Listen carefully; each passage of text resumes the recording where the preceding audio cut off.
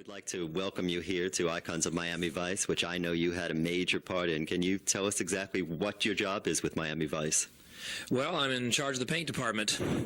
We paint all the sets, get them ready to shoot. Have you been with the show since its inception? I didn't work the pilot, but once the pilot was over with, I started with them, and I've been there ever since. What kind of work schedule does a painter have in Miami Vice? Well, it's very hectic and intense and long hours. Everything is at the last minute. It's like opening night every day. I've often called it summer stock with a budget. And what exactly do you see in terms of the overall show as its major contribution to television? That's a big one, huh? Whoa. I don't know if I can really answer that question, not being an authority of television. I could probably just echo what I've heard other people say, which is that it has added a lot as far as the art, the visual arts of television goes. You know, it's combined the art of the video with the art of, you know, the 1 hour dramatic series. What else can I say? You know, we have a lot of sets. We probably have more sets per week than any other show that I know of. More new sets, more new looks. You know, we never want the same look to pass for 2 minutes. You know. Is there any special look going back through the 2 seasons of Miami Vice? Is there any special look that you had a hand in that you're particularly proud of that we all might have seen? Oh boy.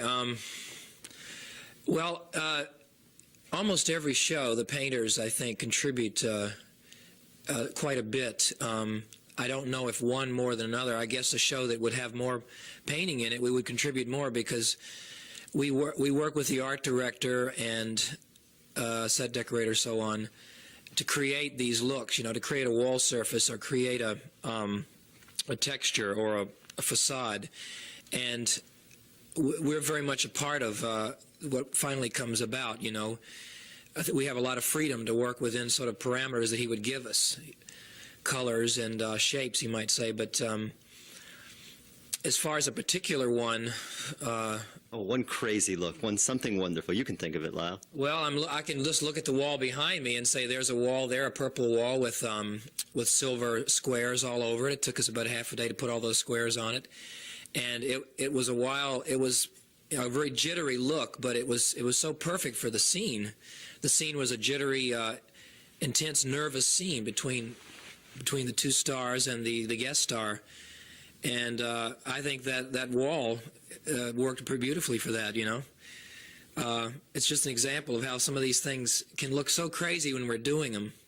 And the way they're shot and the way they relate to the actors, the costumes, everything, it can just come out so perfect. I mean, it really I think the sets really are another actor, you know. Is there ever a time that you work on something and see that it's not in the finished show? I'd say fairly much, yeah. I wouldn't say every show. Some shows everything we do gets on, and other shows 1 or 2 things won't get on the screen, but usually part of everything we do is on there. They just don't shoot. If we build a large set, they won't shoot the whole thing. They might shoot a corner here and a corner there. So we won't maybe see the whole look that we achieved. Does that feel like a lot of work for nothing? Oh, yeah, in a way, except the way it seems that they intend to shoot and to structure these sets, they need to have about 50% more than they might shoot because they don't know where they're going to shoot. Things are happening so fast. The script is being rewritten as they shoot. So many changes are coming down that I think our job is to give them as much as we can so they have a large area to operate in. I know you as someone with a background in theater design and a lot of theater in South Florida. How is this different in terms of theater television? Well, like I said before, it's that we have more money. We have a bigger budget. Our painting, as far as painting goes, it's very similar. In fact, Jeffrey likes our theater background that I and some of the other painters have, and he wants us to bring that into TV, where I think in the past and traditionally TV and movie painting has been an exercise in how real can this be, you know, whereas we go for an artificial theatrical look. So the theater background just moved right into this. Where do the old sets from Miami Vice go? Is there a Miami Vice set heaven? At this point, there is not set heaven. A lot of them get recycled. A lot of them just cannot be saved because we don't have a storage facility for them at this point. And then a number of them are what they call fold and hold, which means, it might be needed again. So theoretically, we fold it up neatly and store it away, and then we pull it out and put it back together again. Although often it gets kind of smashed up in the folding, and we have to, repaint it and stuff. And a lot of times, another interesting thing that happens is when we bring a set back, it somehow has been redecorated. We go back to Gina's apartment after 6 months. She's had it completely redecorated, believe me. It's an unlimited budget for Gina. Right, and all the rest of them, too. Everybody gets their apartment redecorated at the drop of a hat. Can you give us... Go ahead. Can you give us any clue as to what we might be seeing next season, or is that too fresh? Well, of course, we're the last to know. In fact, everybody is. I imagine the producers would be the last to know what's going to happen, but...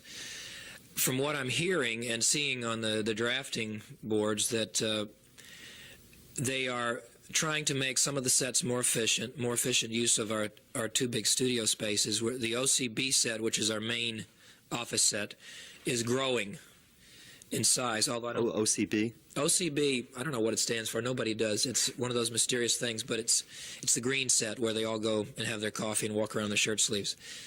And that one set will grow and possibly deepen in color. We'll have some other permanent sets. They're talking about a permanent diner set where all the undercover guys hang out, And so that would be real interesting. And they talk about the colors, the color palette changing. This I don't know until I see it. They say it's going to get darker, deeper colors. So that could be maybe that will show on the screen or not, I don't know, because when it's shot, a lot of times I think it looks deeper and darker than our colors anyway. I don't know if we're going to have more sets or less sets. This year we had definitely twice as many sets as the first year. So maybe that means this year we'll have twice as many as last year. I don't know. I don't know how we could have many more than we do. Do you see this as your shot at TV immortality? No, this is just another experience that I hope will add to everything, Well said. If you had your choice of doing something off in one other corner here at the museum, what do you think you'd like to do? Wait a minute. What? If I could... Design it for us. If I could redesign this exhibit? No, if you could add one more section to it, something of your own design. Oh, if we could have another of my favorite sets. Probably I would bring in the nurses' station.